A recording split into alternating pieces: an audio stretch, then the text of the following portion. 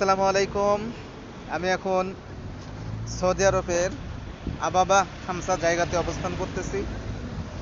এই জায়গাটা গোটা সৌদি আরবের মধ্যে সব থেকে কম ডিগ্রি সেলসিয়াসের তাপমাত্রার একটা জায়গা। এখানে বাংলাদেশের মতোই 31, 32, 33 ডিগ্রি সেলসিয়াস থেকে থাকে।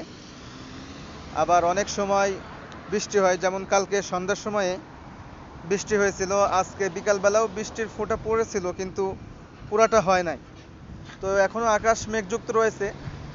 তো এই মেঘযুক্ত আকাশে আমি আপনাদেরকে নিয়ে আসলাম সৌদি আরবের বুকে, বাংলাদেশের যেন এক টুকরো জায়গা, যে জায়গাতে কৃষ্ণচূড়ার গাছ দাঁড়িয়ে রয়েছে এবং প্রচণ্ড লাল ফুল ফুটে আছে, যেটা দেখলে মন ভরে যায়।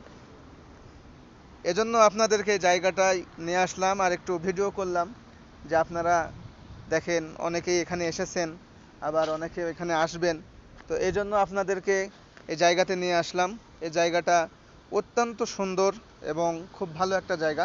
ওয়েদার সব থেকে ভালো, সৌদি আরবের ওয়েদারটা এই জায়গাতে সব থেকে ভালো। এখানে বাংলাদেশের মতোই ঠান্ডা আবহাওয়া, এখানে বৃষ্টি হয়, সব কিছুই, এখানে গাছপালাও বেশি। তো এই জন্য এই জায়গাটা অনেক পর্যটনও আসে এবং অনেক আহ, ভালো ভালো মানুষ এখানে বেড়াতে আসে, এই জায়গাতে দেখতে আসে। তো ভাবলাম আমিও আসলাম, এজন্য চিন্তা করলাম যে আপনাদেরকে একটু দেখাই যে আসলে জায়গাটা কত সুন্দর। এই জায়গাটা আমার খুব ভালো লাগে। তো প্রায় প্রতিদিনই এই জায়গাতে বেড়াতে আসতে ইচ্ছে করে, যখনই সুযোগ পাই চলে আসি। যেহেতু এখন অবসর সময়, এজন্য চলে আসলাম। তো গাইজ, আমার এই কন্টেন্টটা যদি ভালো লাগে, এই ভিডিওটা যদি ভালো লাগে, আপনারা যদি কৃষ্ণচূড়ার গাছকে ভালোবাসেন, ফুলকে ভালোবাসেন এবং সৌদি আরবকে যদি ভালোবাসেন, তাহলে অবশ্যই অবশ্যই আমার এই ভিডিওটা লাইক, কমেন্ট অ্যান্ড শেয়ার করে দিবেন এবং আমাকে SMS এর মাধ্যমে জানিয়ে দিবেন যে আসলে আমার কথা বলার ধরন, আমার ভিডিও, এগুলো আপনাদের কেমন লাগে। যদি আপনারা বলেন তাহলে অবশ্যই আমার ভালো লাগবে, যেহেতু কষ্ট আপনাদের জন্যই।